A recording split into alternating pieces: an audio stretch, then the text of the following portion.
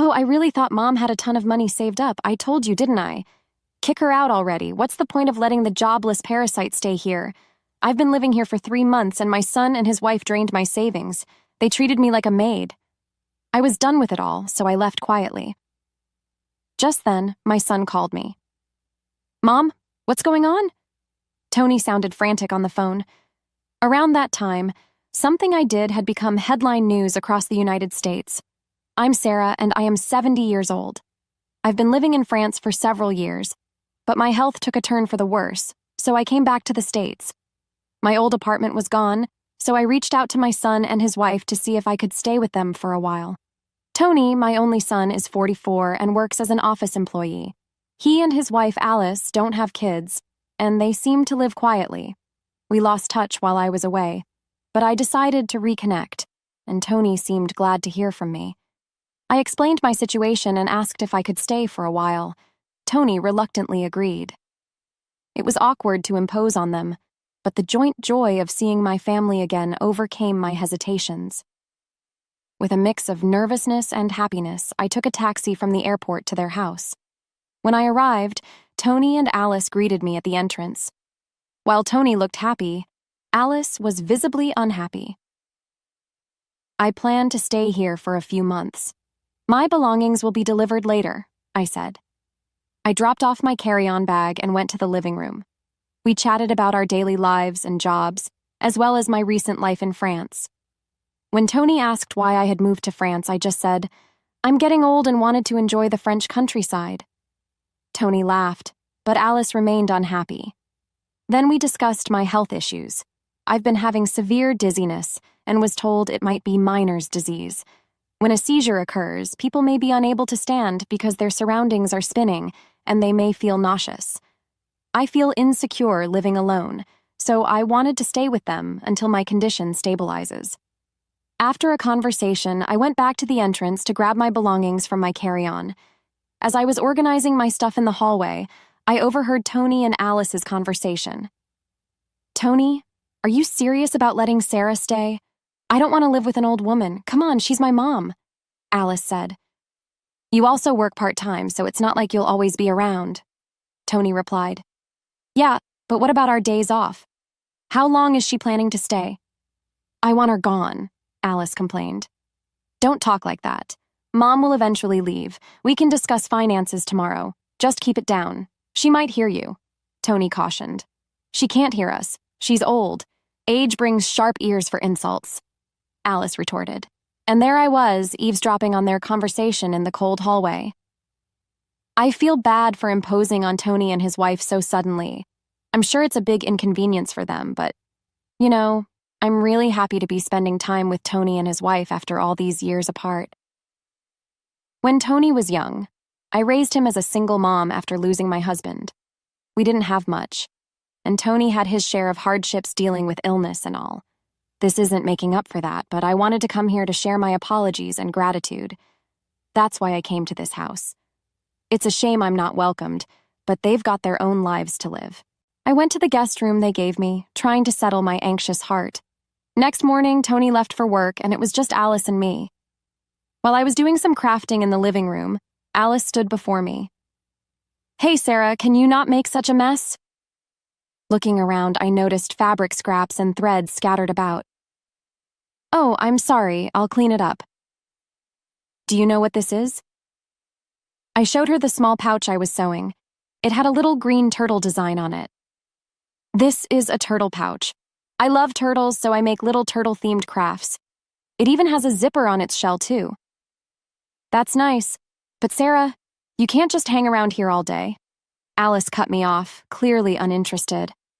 At least go somewhere else when I'm off from my part-time job. You're in the way. But I get dizzy if I go outside too much. I'll drive you to the nearby community center to stay there during the day. I have things to do at home, Alice said without room for discussion and continued, Also, help with the chores while you're here. You're not a freeloader, it's the least you can do since we're letting you stay. Don't do crafts, do some cleaning and laundry.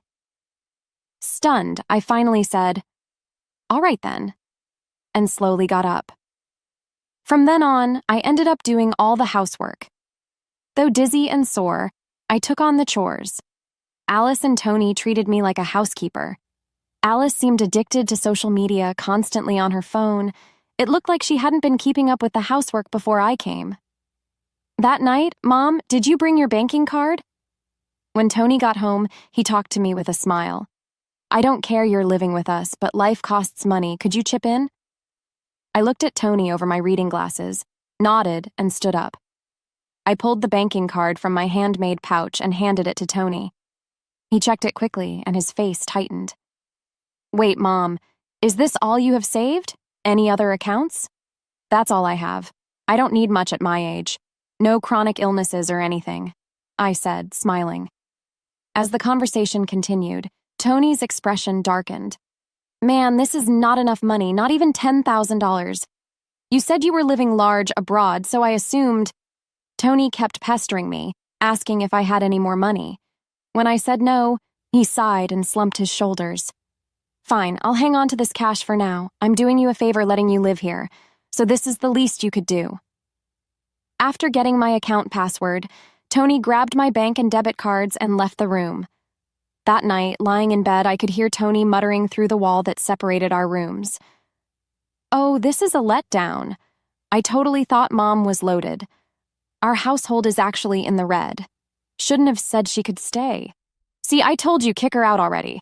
That jobless moocher brings us no benefits whatsoever. The two of them seemed confident, talking freely in the next room. Or maybe they wanted me to hear them. In my cold bed, I was holding back tears of loneliness and sorrow.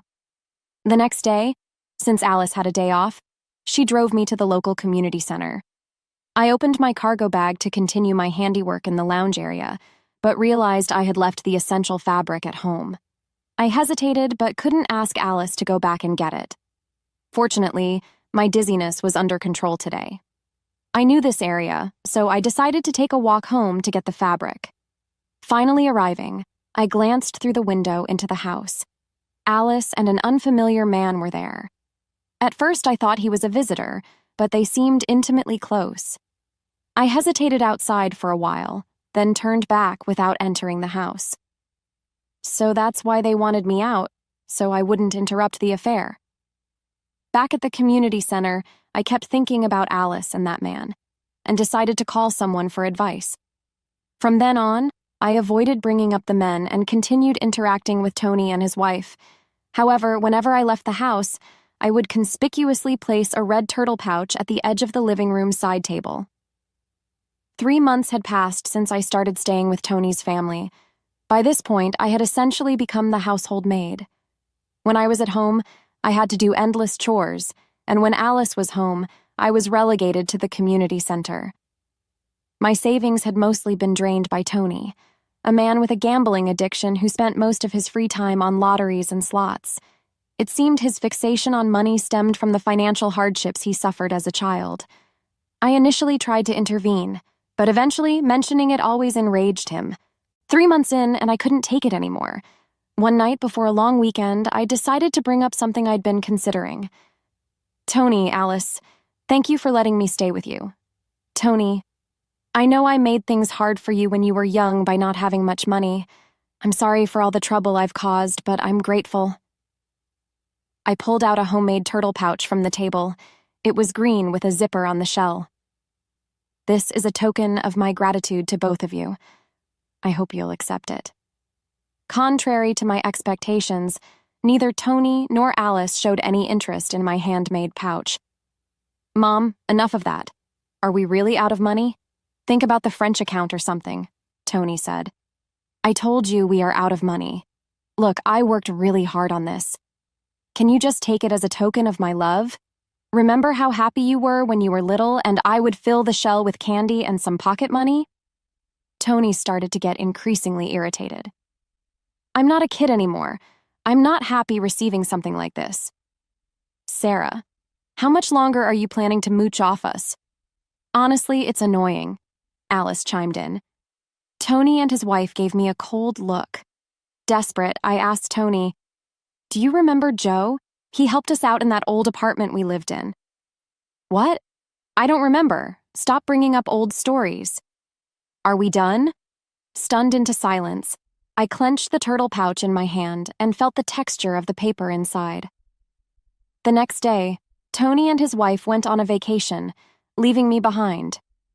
I had planned to leave the house after yesterday's conversation, so I quickly packed my bags with the arranged carrier and sent them off to my home in France. I also didn't forget to put the red turtle pouch into my carry-on bag. I left a simple note of thanks and goodbye on the table and left the house where I had been staying for 3 months. After that, I didn't return home immediately. Instead, I stayed in a U.S. hotel for a while. I had things to do, and I thought Tony and his wife would eventually contact me. Eventually, sure enough, about 2 weeks later, Tony calls. "Mom, let's go on the turtle pouch. It's yours, isn't it?" From his words, Tony screams over the phone, "Ah, you noticed? I wasn't surprised when I saw the news on the TV." The turtle-shaped pouch I had planned to give to Tony and his wife. Inside, it was a check for $1 million. It was my way of saying thanks for all they've done and to apologize for all the trouble I caused as a kid. People might find it shallow to atone with money, but I had dreamed of the day I could give it to them, saving up bit by bit over 40 years. I did some digging before meeting Tony after a long time and found out he was in debt. He had tried to pay off gambling debts with more gambling only to find himself sinking deeper. He had a steady job. I just wanted him to clear his debts and leave peacefully, but they refused to accept my gesture. They had completely forgotten about the kindness they had shown to my family and me. So I decided to divide $1 million check into smaller sums and donated to charities and welfare organizations across America. I placed the donations in that handmade turtle pouch and sent it anonymously. The turtle pouch became a sensation, making headlines and trending on social media. "Alice is on social media. Isn't that the turtle pouch, Mom?" "Mate, so that means you were going to give us one filled with money too?" "Yes, exactly. That was my way of saying thank you and I'm sorry. I've been crafting both the pouch and saving the money to give to you." "Well, you could have said that. We would have taken it. If you didn't want my feelings, then you don't need my money either." Tony was yelling on the phone, completely unhinged. "It's my money. How dare you deceive me? Give it back." I couldn't listen anymore and pulled the phone away from my ear. After a moment, I spoke. "All right, calm down. You're giving me a headache. There's one more turtle, and if you really want it, it's yours." Tony finally settled down and reiterated his desire for the turtle. We agreed to meet later at a cafe. On that day, I took the last red turtle in an envelope to our meeting spot. Tony and his wife were already there and demanded the money before I even sat down. When I silently pulled out the red turtle, Tony snatched it immediately, unzipping its shell. Inside was not a check but a small electronic device. "What the heck is this?" Confused, Tony fiddled with the device. He found a tiny button and pressed it. A voice began to play, and Alice, standing next to Tony, immediately changed color. Sitting next to Tony, Alice's expression changed when she heard a voice recording. It was Alice's voice, talking warmly with another man that wasn't Tony. "What is this? Why? What's happening?" Alice seemed to finally realize that it was a recording of her having an affair at home. She tried to snatch the recorder from Tony's hand, but Tony didn't let go. While they grappled, I opened the envelope I brought and laid out several pictures on the table. Photos of Alice cheating with another man at home. Presented with irrefutable evidence, Alice was flustered and kept mingling. "Why? Why?" Tony picked up the photos one by one, examining them intently. "Since I came to your house, something seemed off. A friend told me I could hire someone to find out and even offered to cover the costs. What's your problem? Why would you do this?" Alice seemed to be on the verge of tears. "Well, you're my son's wife. It's sad to think family is deceiving each other. You'll understand when you're older, I guess. Fate brought me here to discover your infidelity, Alice. Have you been lying to me all along? Since when, Tony? You've got your own secrets, too. If you're blaming her for cheating, you need to fess up as well. I've never cheated. What about your debt?" Tony fell silent, and now it was Alice's turn to speak. "What about you wasting all your money on gambling?" "I only use the money I earn, and you have your part-time job, so you should have some money." Listening to their squabble, I cite this couple had somehow managed to keep it together until now. Neither of you has any money. Tony, you're $40,000 in debt. Alice, you've been giving all your earnings to your affair partner. I had the investigator check your finances too. Both Tony and Alice were shocked, and they began shouting at each other. I was floored when I first heard the investigation results. This couple was on the brink of bankruptcy. Look, we can pay back the debt if we get Mom's money, so give it to us now. I donated all the money.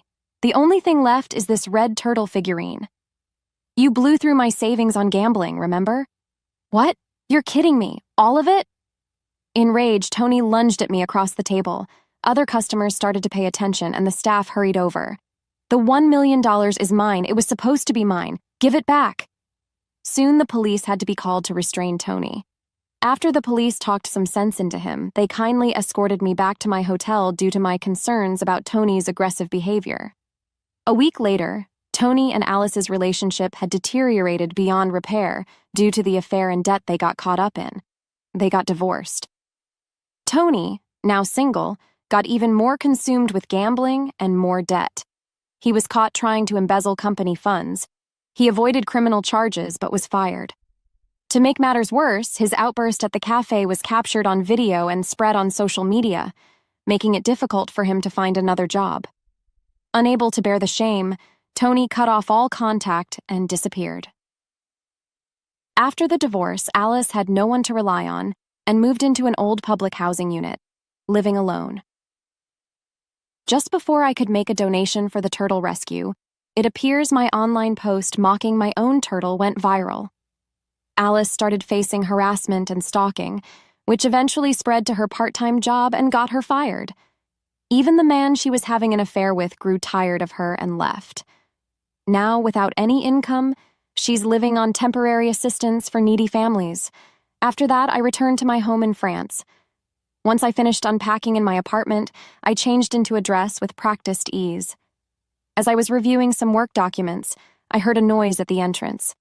It seemed Joe, my cohabitant, had returned home.